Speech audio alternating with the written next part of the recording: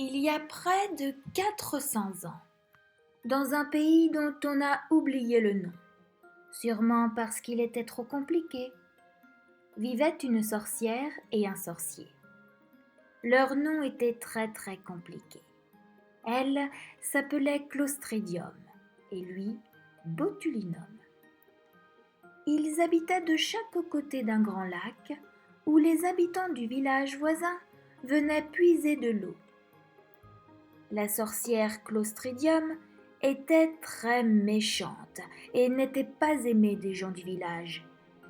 Ils disaient entre autres qu'elle était mauvaise, odieuse, abjecte, ignoble, antipathique, exécrable, détestable, indigne, mal intentionnée, cruelle, barbare, féroce, malveillante, agressive, hargneuse, acrimonieuse, scélérate, déloyale, perfide, traîtresse, satanique, répugnante, méphistophélique, abominable, affreuse, atroce, malfaisante, démoniaque, nuisible, inique, menteuse, perverse, vicieuse, maléfique, et en plus, elle n'était pas belle.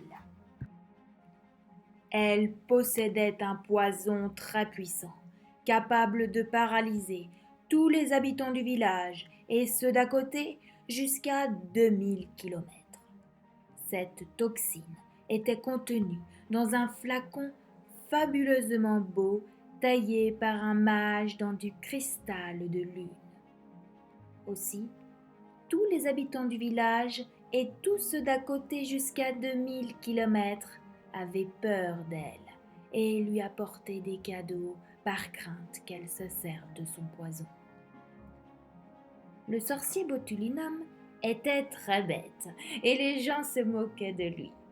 Ils disaient qu'il était imbécile, benet, inintelligent, sot, stupide, idiot, butor, obtus, nul, balourd, simplet, niais, nigaud, hébété, ahuri, crétin, débile, incapable, bouché, borné, bourde, nouille, comique, burlesque, bouffon, loufoque, grotesque, absurde, inénarrable, risible et bizarre.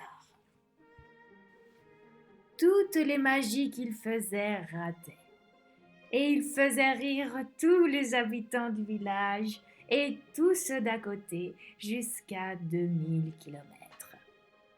Mais il n'avait pas peur de la sorcière et rêvait de lui voler son flacon de poison paralysant, car il pensait ainsi être aimé par tous les gens du village et tous ceux d'à côté jusqu'à 2000 kilomètres.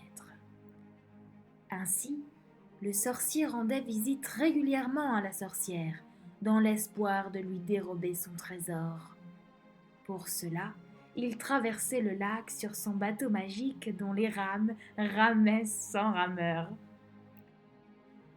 Il se passa 127 ans avant que l'occasion se présente. Ce jour-là, quand le sorcier arriva en visite, la sorcière était sortie et avait oublié de fermer sa porte. Le vol du précieux flacon fut donc aisé et le sorcier repartit bien vite sur son bateau pour rentrer chez lui. Mais au milieu du lac, le bateau magique s'arrêta. Les rames sans rameur ne ramaient plus et le sorcier dut se résigner à passer la nuit au milieu du lac, ce qui n'était pas drôle. Mais les choses allaient tourner autrement. En effet, quand la sorcière rentra chez elle, elle découvrit l'ignoble larcin de son collègue. Elle se doutait bien de ses intentions depuis 127 ans, et elle enragea d'avoir oublié de fermer sa porte. Elle partit immédiatement sur son bateau magique à voile pour rattraper le voleur qu'elle retrouva au milieu du lac. Il est impossible de raconter la terrible bagarre qui opposa la sorcière et le sorcier au milieu du lac.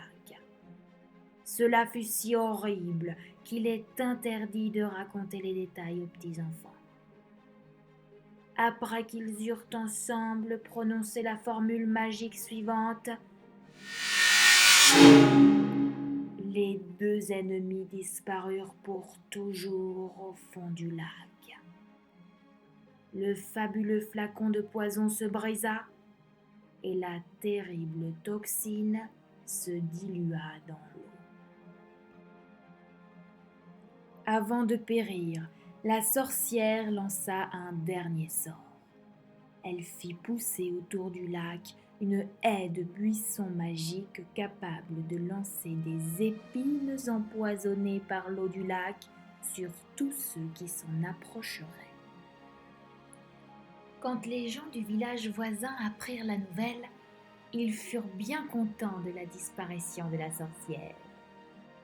Pour éviter tout accident, ils firent placarder des affiches sur les murs du village et de tous ceux d'à côté jusqu'à 2000 kilomètres pour prévenir du danger qu'il y avait à s'approcher du lac. Pour le cacher, une enceinte de buissons fleuris fut plantée devant la haie empoisonnée. Et il se passa 283 ans, 7 mois et 19 jours sans que l'on ne voie le lac empoisonné, si bien qu'il fut oublié, ainsi que le danger qu'il présentait. Mais voilà qu'un jour, la famille Hétrouve vint s'aventurer par hasard dans les parages du lac pour pique-niquer. Dans cette famille, le papa se prénommait Je cherche et la maman J'expérimente. Ils étaient de grands savants, à la recherche d'un médicament pour soigner leur fils J'espère. Celui-ci n'arrivait pas à marcher car certains des muscles de ses jambes étaient trop durs. Il s'était installé juste devant la haie de fleurs qui sentait si bon. Le repas fut délicieux. J'espère composa son menu. Des chips à la tomate, du jambon à la confiture d'abricot, du camembert au raisin et plein d'autres choses.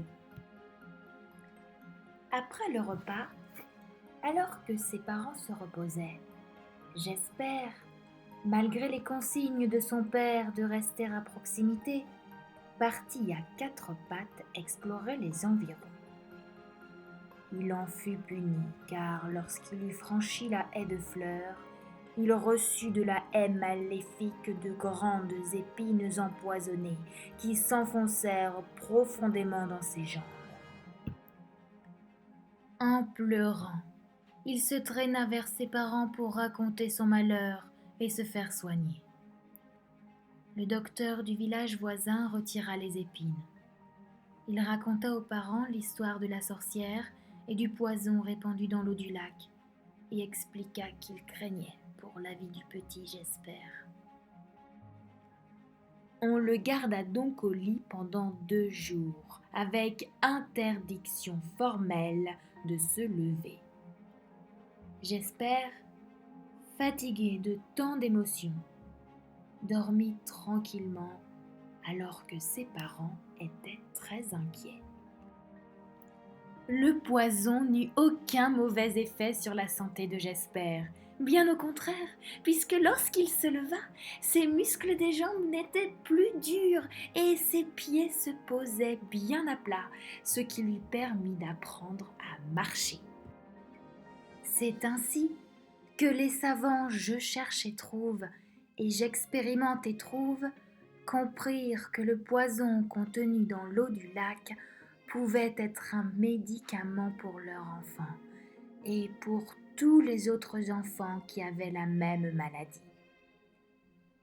Les habitants du village voisin et de ceux d'à côté jusqu'à 20 000 kilomètres trouvèrent cela formidable, extraordinaire, considérable, énorme, étonnant, fantastique, colossal, stupéfiant, renversant, sensationnel, épatant, ahurissant, singulier, prodigieux, inhabituel, fabuleux, insolite, rare, magique, inouï, inattendu, inaccoutumé, saisissant, gigantesque, incroyable, formidable, pyramidal, sublime, génial, hallucinant, magnifique, inconcevable, impensable, ébouriffant et, somme toute, bien pratique pour j'espère. Comme il fallut recommencer les piqûres régulièrement et que ce n'était pas très pratique ni très propre d'utiliser les épines du buisson, le docteur injecta la toxine devenue médicament avec une aiguille et une seringue. Les parents éprouves cherchèrent alors comment éviter la douleur de la piqûre et ils inventèrent la crème magique et le masque d'aviateur. Mais cela est une autre histoire.